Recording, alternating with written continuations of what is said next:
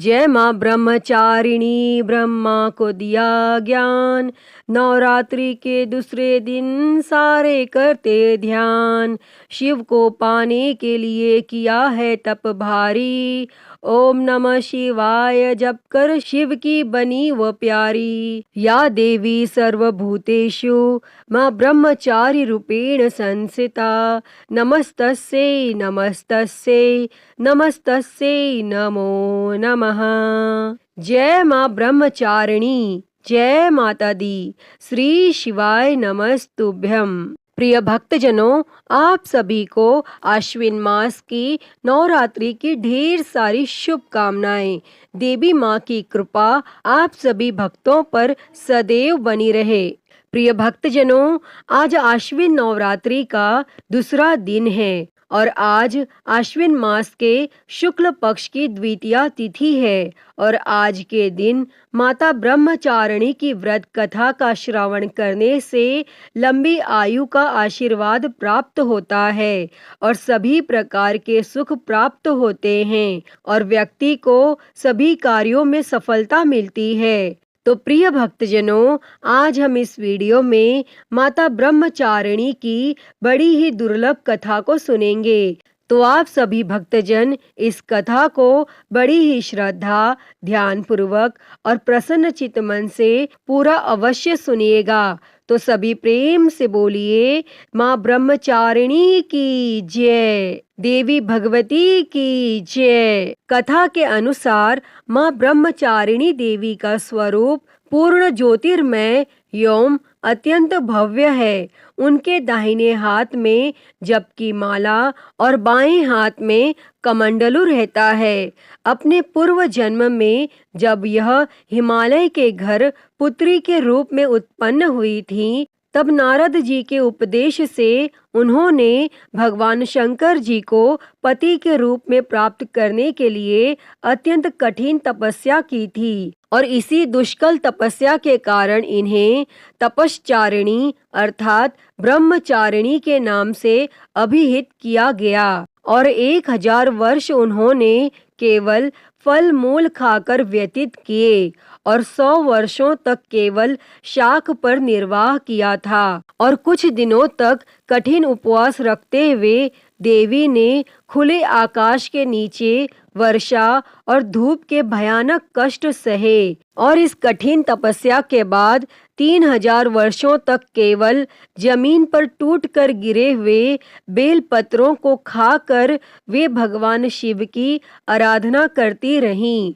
इसके बाद उन्होंने सूखे बेल पत्रों को भी खाना छोड़ दिया और कई हजार वर्षों तक वे निर्जल और निराहार तपस्या करती रहीं और पत्तों को भी खाना छोड़ देने के कारण उनका एक नाम अपर्णा भी पड़ गया और कई हजार वर्षों की इस कठिन तपस्या के कारण ब्रह्मचारिणी देवी का शरीर एकदम क्षीण हो गया और उनकी यह दशा देखकर उनकी माता मैना अत्यंत दुखी हुई और उन्होंने उन्हें इस कठिन तपस्या से विरक्त करने के लिए आवाज दी, ओ माँ। तब से देवी ब्रह्मचारिणी का एक नाम उमा भी पड़ गया। उनकी इस तपस्या से तीनों लोकों में हाहाकार मच गया। देवता, ऋषि, सिद्धगण, मुनि सभी देवता ब्रह्मचारिणी की इस तपस्या को अभूतपूर्व पुण्यकृत बताते हुए उनकी सराहना करने लगे। अंत में पितामह ब्रह्मा जी ने आकाशवाणी के द्वारा उन्हें संबोधित करते हुए प्रसन्न स्वर में कहा, हे देवी, आज तक किसी ने ऐसी कठोर तपस्या नहीं की जैसी तुमने की है। तुम्हारे इस अलौकिक कृत्य की चारों ओर सराहना हो रही है। तुम्हारी मनोकामना सर्वतोभाविन परिपूर्ण होगी। भगवान चंद्रमौली शिवजी तुम्हें पति रूप में प्राप्त अवश्य होंगे। अब तुम तपस्या से विरत होकर घर लौट जाओ। शीघ्र ही तुम्हारे पिता तुम्हें बुलाने आ रहे हैं। भक्तजनों, माँ ब्रह्मचारिणी की इस कठोर तपस्या को देखते हुए भगवान शिवजी ने कई बार उनकी परीक्षा भी ली और उस परीक्षा में देवी माँ उत्तीर्ण हुई और इससे प्रसन्न होकर महादेव भगवान भोलेनाथ ने माता ब्रह्मचारिणी को अपनी अर्धांगिनी स्वीकार किया और उन्हें आशीर्वाद दिया तथा उनसे विवाह किया। माँ दुर्गा का यह दूसरा स्वरूप भक्तों और सिद्धों को अत्यंत फल देने वाला है। उनकी उपासना से मनुष्य में तप, त्याग, वैराग्य, सदाचार और संयम जैसे गुणों की वृद्धि होती है। जीवन के कठिन संघर्षों में भी व्यक्ति अपने कर्तव्य से विचलित नहीं होता। माँ ब्रह्मचारिणी देवी की कृपा से उसे सर्वत्र सिद्धि और विजय की प्राप्ति होती है। लालसाओं से मुक्ति के लिए माँ ब्रह्मचारिणी का ध्यान लगाना बहुत ही श्रेष्ठ माना जाता है और दुर्गा पूजा के दूसरे दिन इन्हीं के स्वरूप की उपासना की जाती है और इसी दिन साधक का मन स्वाधिष्ठान चक्र में उपस्थित होता है। इस चक्र में अवस्थित चित्त वाला योगी ब्रह्मचारिणी जी की कृपा और भक्ति सहज ही प्राप्त कर लेता है। अतः हे माँ ब्रह्मचारिणी, इस कथा को कहते, सुनते और हुंकारा भरते सभी पर सदैव अपनी कृपा बनाए रखना। तो सभी प्रेम से बोलिए, माता ब्रह्मचारिणी की जय। जय हो माँ शारदा, जय माँ भवानी। प्रिय भक्तजनों, आइए अब सुनते हैं नवरात्रि व्रत की बड़ी ही दुर्लभ और पौराणिक कथा। तो सभी प्रेम से बोलिए, जय माँ दुर्गा, जय माता दी। एक समय बृहस्पति जी ब्रह्मा जी से बोले, हे ब्राह्मण श्रेष्ठ, चैत्र व आश्विन मास के शुक्ल पक्ष में नवरात्र का व्रत और उत्सव क्यों किया जाता है? इस व्रत का क्या फल है? इसे किस प्रकार करना उचित है? पहले इस व्रत को किसने किया, सो विस्तार से कहिए। तब बृहस्पति जी का ऐसा प्रश्न सुन ब्रह्मा जी ने कहा, हे बृहस्पति, प्राणियों के हित की इच्छा से तुमने बहुत अच्छा प्रश्न किया है। जो मनुष्य मनोरथ पूर्ण करने वाली दुर्गा, महादेव, सूर्य और नारायण का ध्यान करते हैं, वे मनुष्य धन्य हैं। यह नवरात्र व्रत संपूर्ण कामनाओं को पूर्ण करने वाला है। इसके करने से पुत्र की कामना वाले को पुत्र, धन की लालसा वाले को धन, विद्या की चाहना वाले को विद्या और सुख की इच्छा वाले को सुख मिलता है। इस व्रत को करने से रोगी मनुष्य का रोग दूर हो जाता है, मनुष्य की संपूर्ण विपत्तियां दूर हो जाती हैं और घर में समृद्धि की वृद्धि होती है। बंध्या को पुत्र प्राप्त होता है, समस्त पापों से छुटकारा मिल जाता है और मन का मनोरथ सिद्ध हो जाता है। जो मनुष्य इस नवरात्र व्रत को नहीं करता, वह अनेक दुखों को भोगता है और कष्ट व रोग से पीड़ित हो, अंगहीनता को प्राप्त होता है, उसके संतान नहीं होती और वह धन धान्य से रहित हो, भूख और प्यास से व्याकुल घूमता फिरता है तथा संज्ञाहीन हो जाता है। और जो सधवा स्त्री इस व्रत को नहीं करती, वह पति सुख से वंचित हो नाना दुखों को भोगती है। यदि व्रत करने वाला मनुष्य सारे दिन का उपवास न कर सके तो एक समय भोजन करें और 10 दिन बांधवों सहित नवरात्र व्रत की कथा का श्रवण करें। हे बृहस्पति, जिसने पहले इस महाव्रत को किया है, वह कथा मैं तुम्हें सुनाता हूँ। तुम सावधान होकर सुनो। और इस प्रकार ब्रह्मा जी का वचन सुनकर बृहस्पति जी बोले, हे ब्राह्मण, मनुष्यों का कल्याण करने वाले इस व्रत के इतिहास को मेरे लिए कहिए।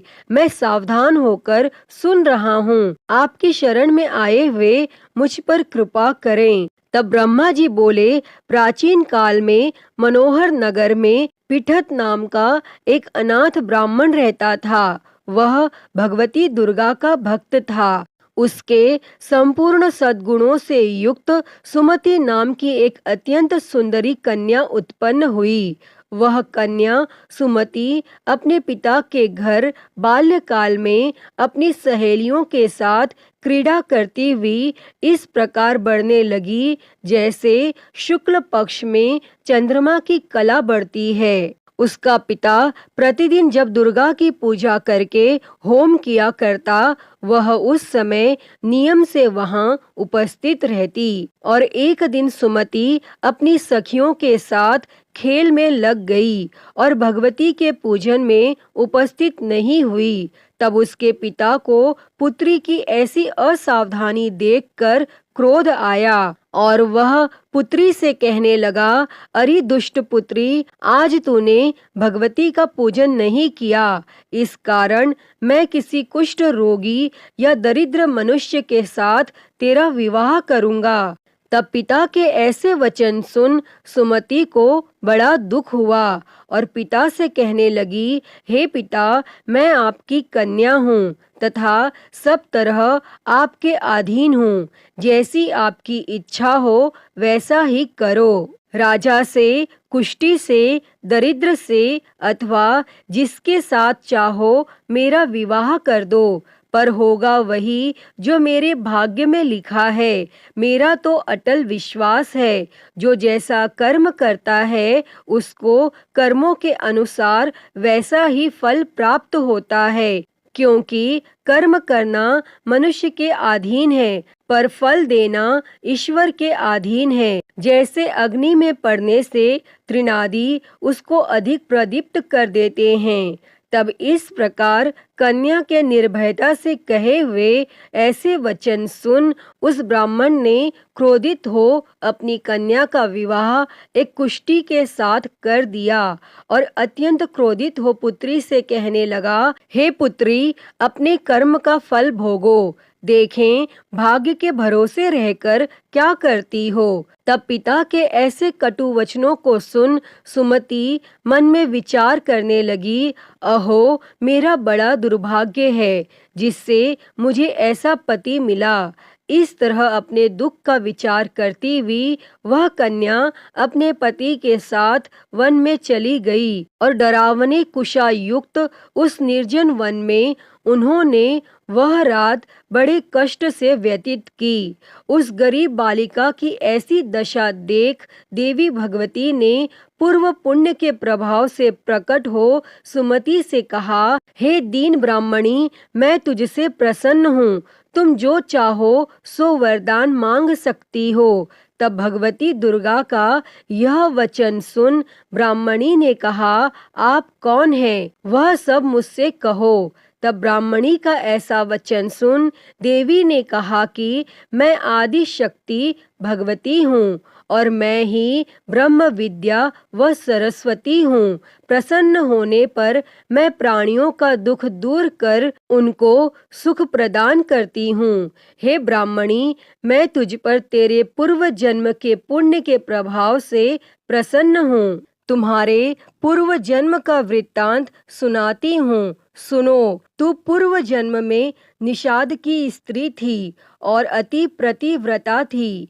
एक दिन तेरे पति निषाद ने चोरी की और चोरी करने के कारण तुम दोनों को सिपाहियों ने पकड़ लिया और ले जाकर जेल खाने में कैद कर दिया। उन लोगों ने तुझको और तेरे पति को भोजन भी नहीं दिया और इस प्रकार नवरात्र के दिनों में तुमने न तो कुछ खाया और न जल ही पिया और इस प्रकार 9 दिन तक नवरात्र का व्रत हो गया। हे ब्राह्मणी, उन दिनों में जो व्रत हुआ, इस व्रत के प्रभाव से प्रसन्न होकर मैं तुझे मनोवांछित वर देती हूँ। तुम्हारी जो इच्छा हो सो मांगो। तब इस प्रकार माँ दुर्गा के वचन सुन ब्राह्मणी बोली, अगर आप मुझ पर प्रसन्न हैं तो हे दुर्गे, मैं आपको प्रणाम करती हूँ। कृपा करके मेरे पति का कोढ़ दूर करो। तब देवी ने कहा, उन दिनों तुमने जो व्रत किया था उस व्रत का 1 दिन का पुण्य पति का कोढ़ दूर करने के लिए अर्पण करो। उस पुण्य के प्रभाव से तेरा पति कोढ़ से मुक्त हो जाएगा। और तब ब्रह्मा जी बोले, इस प्रकार देवी के वचन सुन वह ब्राह्मणी बहुत प्रसन्न हुई और उसके पति को निरोग करने की इच्छा से तब देवी ने तथास्तु ऐसा वचन कहा। और तब उसके पति का शरीर भगवती दुर्गा की कृपा से कुष्ठ रोग से रहित हो अति कांतिवान हो गया। और वह ब्राह्मणी पति के मनोहर देह को देख देवी की स्तुति करने लगी। हे दुर्गे, आप दुर्गति को दूर करने वाली, तीनों लोकों का संताप हरने वाली, समस्त दुखों को दूर करने वाली, रोगी मनुष्य को निरोग करने वाली, प्रसन्न हो मनोवांछित वर देने वाली और दुष्टों का नाश करने वाली जगत की माता हो। हे अम्बे, मुझ निरपराध अबला को मेरे पिता ने कुष्ठी मनुष्य के साथ विवाह कर घर से निकाल दिया। पिता से तिरस्कृत निर्जन वन में विचर कर रही हूँ। आपने मेरा इस विपदा में उद्धार किया है।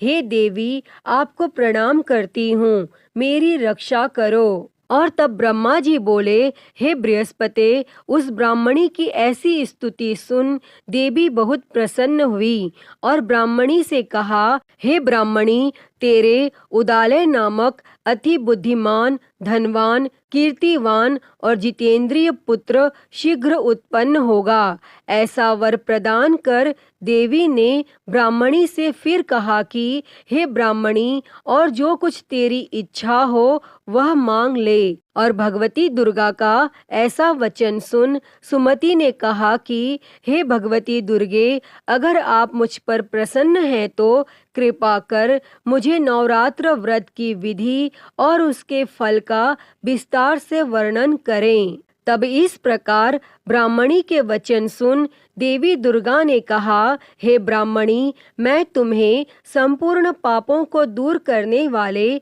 नवरात्र व्रत की विधि बतलाती हूँ, जिसको सुनने से मोक्ष की प्राप्ति होती है। आश्विन मास के शुक्ल पक्ष की प्रतिपदा से लेकर 9 दिन तक विधि पूर्वक व्रत करें। यदि दिन भर का व्रत न कर सकें तो एक समय भोजन करें। विद्वान ब्राह्मणों से पूछकर घट स्थापना करें और वाटिका बनाकर उसको प्रतिदिन जल से सींचें।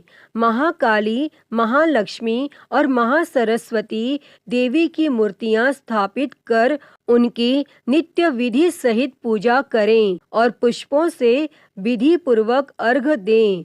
बिजौरा के फल से अर्घ देने से रूप की प्राप्ति होती है।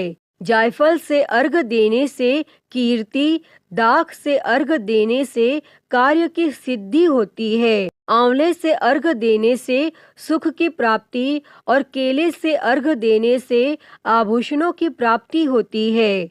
इस प्रकार पुष्पों व फलों से अर्घ देकर व्रत समाप्त होने पर 90वें दिन यथाविधि हवन करें। खांड, घी, गेहूं, शहद, जौ, तिल, बिल्व, नारियल, दाख और कदम्ब आदि से हवन करें। गेहूं से होम करने से लक्ष्मी की प्राप्ति होती है।